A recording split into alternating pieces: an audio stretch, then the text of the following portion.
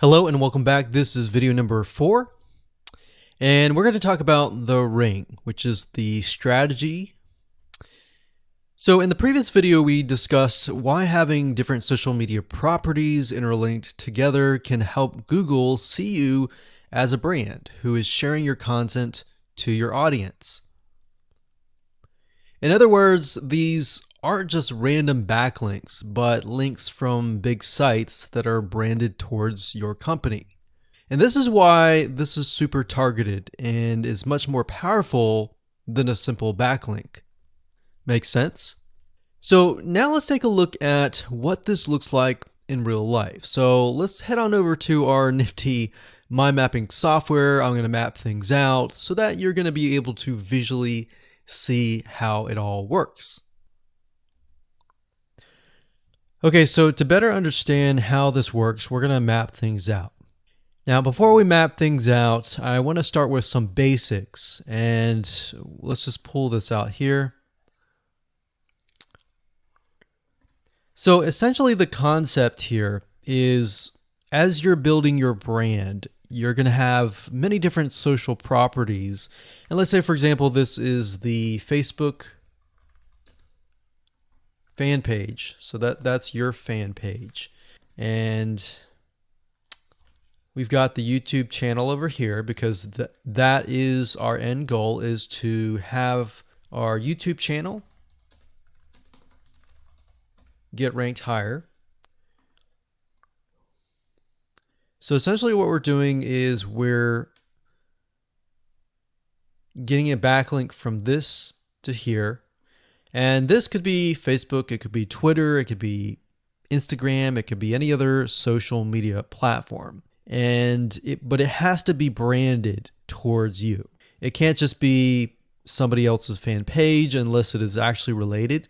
But if it's related and if it's branded as yours and it's linking to your YouTube channel, that essentially is a vote of confidence, but also it shows YouTube that you're interlinking. So that's basically the concept here. Now, if we dig a little deeper, basically what we want to set up is every time we upload a YouTube video and it gets posted, maybe it gets posted publicly, what ends up happening is we push that YouTube video and get it embedded onto the Facebook fan page, the Twitter page, the WordPress page, and all of that.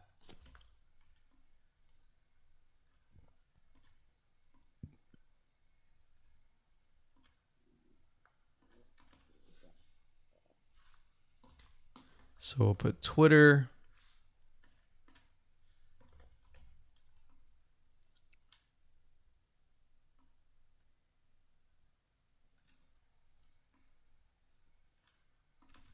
And we'll do WordPress. So as you can imagine, you've got the centerpiece here. You've got different social media platforms that are posted. Now, there isn't necessarily a set rule where you have to post it to X amount of social media properties. It can be 5, it can be 10, it could be 20, it could be different social media platforms. But in order to execute this and get it correctly, you will need to make sure that the platform that we use to automate this process actually supports that specific social media platform. So essentially this is what works, and this is basically what it is. So obviously, in order to get this to work, you'll need to have a YouTube channel, you'll need to have the Facebook fan page, you'll need to have all these items in hand. So you'll need to have the username and password and all that. And we'll talk more about account creation later, but I just wanted to give you kind of a gist of what everything looks like and the visual map of it all. Hello and welcome back. This is video number 5. We're going to talk about how to automate the ring. Now that you understand how everything is interlinked, how everything is connected, and how you can kind of be creative and make your own ring. So after viewing the previous video, you can imagine how tedious and overwhelming it is to have to maintain the ring, much less get it set up yourself. But lucky for you, there is a way to automate it once you have set things up. It's getting things set up is the tedious process. Now, there's a software platform called IFTTT, and there's another one called Zapier.com that allows you to automate the process of moving content all around your social properties. So you could take a YouTube video and have it pushed to your WordPress site. And by pushed, I mean have it embedded on your WordPress site and then have it shared on your Facebook fan page, your Twitter page, your Instagram, and all of that. So you have essentially what we call triggers that whenever the trigger happens, then this something else happens. So what IFTTT stands for is if, then, this, that. So if this happens, then what kind of deal.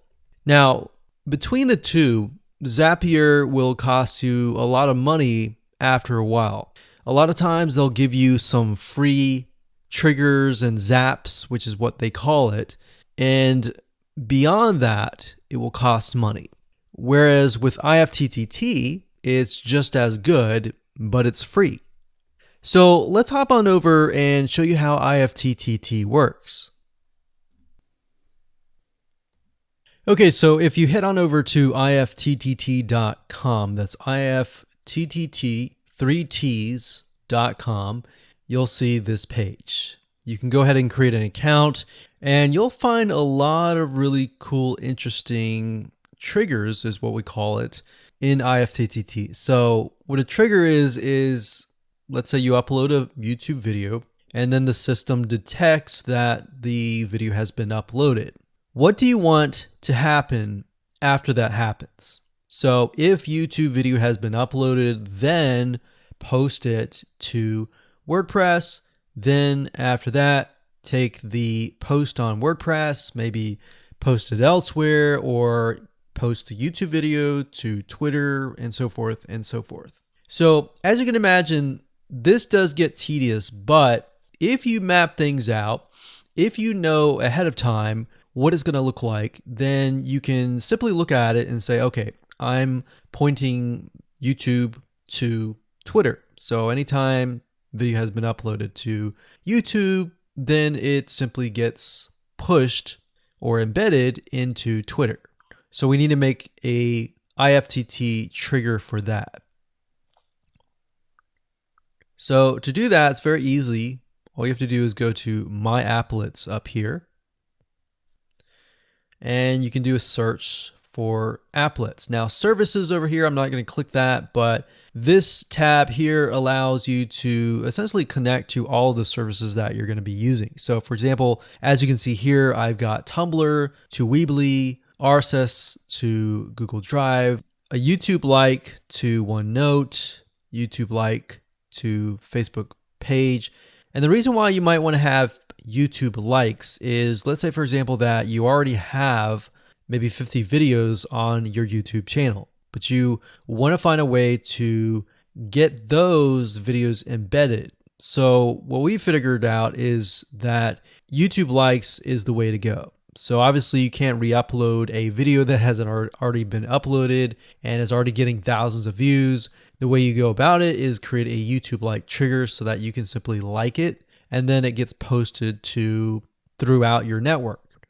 Now, as you can see here, you can easily get lost in the mix of everything. So that's why I said visually map everything out first, and then from that point, then you can simply go in and set things up. So like Blogger to Weebly, YouTube to Facebook, YouTube to Blogger, YouTube to Instapaper, YouTube to DIIGO, YouTube to Google Plus page via Buffer, and all that. And we got YouTube to Tumblr, YouTube to Twitter. So it can go on and on and on if you really wanted to, or you can simply pick and choose what you want and what you don't want and go from there. Now, in order to turn them on, you can simply click here to turn them on. But for the sake of just showing you, this is what it looks like.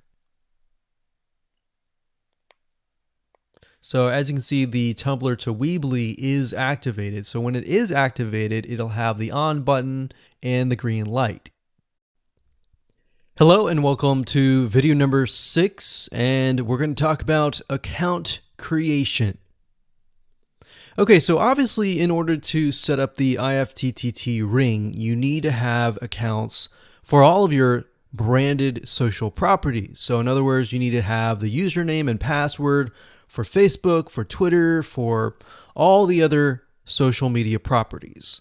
Now, obviously, if you already have some, then great. You don't have to create those. But for the ones that you do not have, you want to be able to create those. Now, while that does sound very simple, there's a few things that you really need to focus on. So to make sure that you're successfully able to do this without risking your accounts being closed, and that does happen, we're going to cover a few things that you must do with all of your accounts. In fact, some of our accounts have been banned or closed by mistake because it has to be done a certain way. So you need to make sure that you have everything correct. Now, first, you need to have an email address, preferably a Gmail account or an email account that is reliable. And you need to have one email address for that. Typically, you want to have something that is branded as well, because you never know with these social media platforms if they're analyzing every step of the process. Now, most social media accounts we have found require you to have a unique telephone number. So you will need to use either yours or you'll need to get one. If you don't have one and you don't want to use your personal telephone, there are several places to get unique telephone numbers that can be used for both voice and SMS. And the reason why you want to have it for SMS as well is because some of these social media platforms will send you a text message. Now, one in particular that we use is called line2.com. That's line2.com. And of course, there are many out there, but this is just one that we have tested and it works really well. So a lot of times when you create a brand new social media property, an account, you need to have a unique telephone number. Now, the reason for needing a unique telephone number is because most social media platforms, they really want to make sure that you are legitimate, especially nowadays. They have a lot of checks and balances and things that you need to get around to make sure that your account stays open. In fact, recently Facebook has been on a major crackdown, especially with everything that's been going on in the news. They want to make sure that you are legit and that you are not fake. Another thing is you'll also need to have a short bio, a description about your business, your website URL, a picture that is yours, and a professional, or if you don't have your picture, you can use a professionally royalty-free stock photo. Now, why do you need all this information? Well, the reason why you need all this information is because when it comes to account creation, you are going to need to have every piece of these items in hand to copy and paste over. Obviously, if you outsource this process, it's going to be a lot easier. And with that case, you're definitely going to need these items. And it's just going to make your life a lot easier when you're able to copy and paste and all of that. Your picture is actually very important because even Facebook will review photos on all accounts to make sure that fake accounts are not created. In fact, we created an account one time and it was using kind of a fake image. And even though it was royalty free and all of that, Facebook declined it and in fact did not approve the account. So they really want to make sure that your account is legitimate. Now, it's best if you take all this information and you write it out in an Excel spreadsheet so that you have it in hand, you have the username and passwords of all the social media properties, and you can simply log in and begin to create the accounts.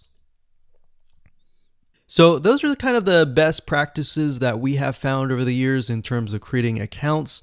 And while some of those seem very basic, the one that really stood out that was really important was making sure that you had that unique telephone number.